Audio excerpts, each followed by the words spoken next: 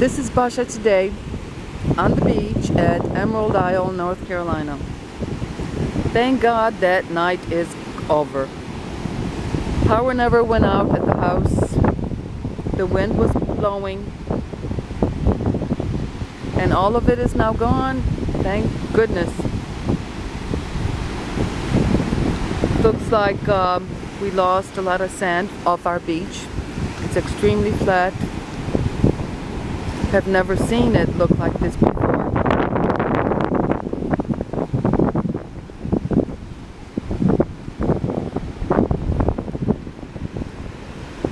Few people on the beach. The air is nice and cool. Wind is from the north.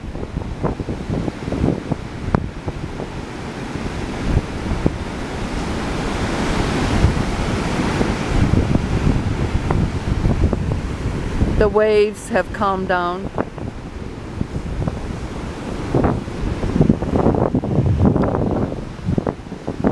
Just a normal surf sound.